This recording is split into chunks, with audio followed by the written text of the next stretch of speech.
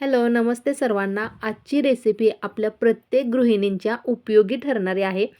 मी एक विशिष्ट प्रकारचं वाटण बनवून हा मसाला बनवून ठेवला आहे आणि आयत्या वेळेला बघा, घाई गडबडीच्या वेळेस भाजी बनवायची असली ना, की पटकन हा मसाला घेऊन 5 मिनिटामध्ये भाजी तयार होते. आणि सगळ्यात महत्त्वाचं म्हणजे 8-10 दिवस तरी मसाला चांगला टिकून राहतो, अजिबात खराब होत नाही. आणि जेव्हा कधी आपल्याला भाजी बनवायची असेल, तेव्हा त्यामध्ये मसाला वापरून पटकन भाजी आपण बनवू शकतो. चला तर पटकन मग वेळ न लावता याची रेसिपी पाहूयात.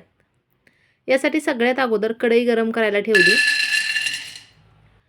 त्यामध्ये अर्धी वाटी शेंगदाणे घेतलेले आहेत. आता यामध्ये जे काही मी घटक वापरते, तुम्हाला जर मसाला जास्ती बनवायचा असेल तर याच्या दुपटीने याचं प्रमाण घ्या.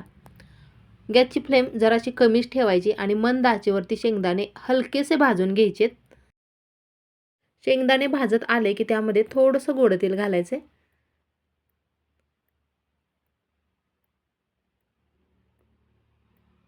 आता इथे पहा, मी सुकं खोबरं घेतलेलं आहे.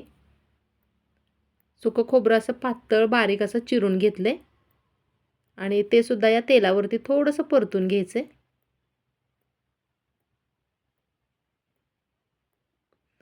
अर्धी वाटी शेंगदाणे, पाव वाटी सुकं खोबरं वापरलेलं आहे.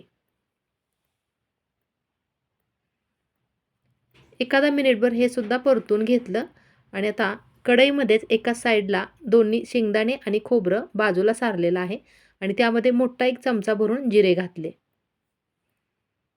अगदी थोड्याशा तेलावरती हे आपल्याला परतून घ्यायचंय. पहा, मी जास्त तेल घातलेलं नाहीये यामध्ये. जिरे चांगले तडतड उडायला लागले की एक चमचाभर धने घालायचे.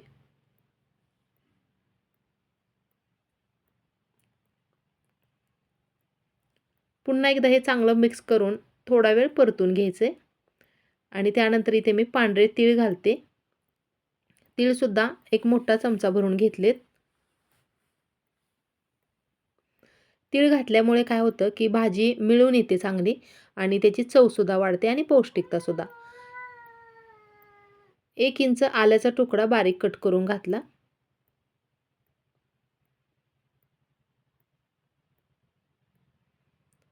आणि त्यानंतर मग यामध्ये लसूणसुद्धा घालायचा आहे. चांगल्या एक 10-12 लसणाच्या पाकळ्या यामध्ये घातलेत. मंद आचेवरती हे चांगलं व्यवस्थित परतून घेतलं. चांगलं भाजून घेतल्यानंतर गॅस आता मी बंद केलाय आणि थोड्या वेळ एक 2-3 मिनिटं हे असंच कढईमध्ये ठेवायचं आहे, म्हणजे याला कडकपणा चांगला येतो.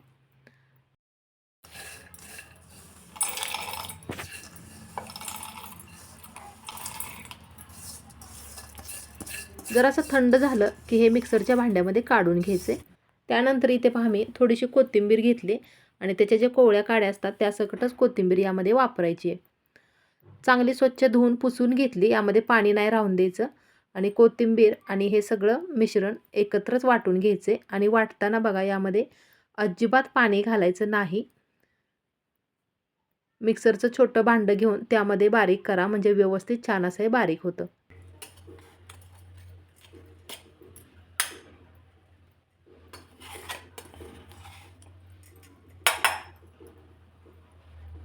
एकदम छान असं सुटसुटीत वाटण आपलं तयार झालंय.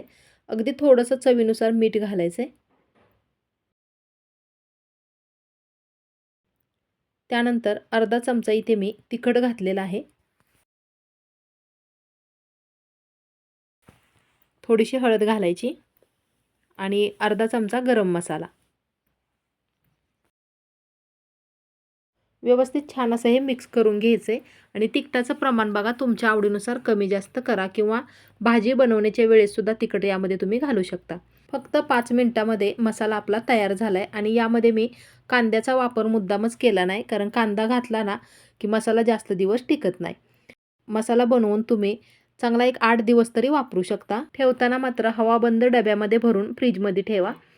आयत्या वेळेला कोणत्याही प्रकारची भाजी किंवा असे भरलं वांगं जर तुम्हाला बनवायचं असेल, हा मसाला वापरून तुम्ही अगदी झटपट भाजी बनवू शकता. कशी वाटली रेसिपी? थोडीशी जरी आवडली असेल तर प्लीज लाईक, शेअर आणि सबस्क्राईब करायला अजिबात विसरू नका. आणि तुम्हाला जर वांग्याच्या भाजीची रेसिपी पाहायची असेल तर आपल्या चॅनेलवरती नक्की पहा. या अगोदर मी रेसिपी अपलोड केलेली आहे. चला तर लवकरच भेटूया पुढच्या व्हिडिओमध्ये.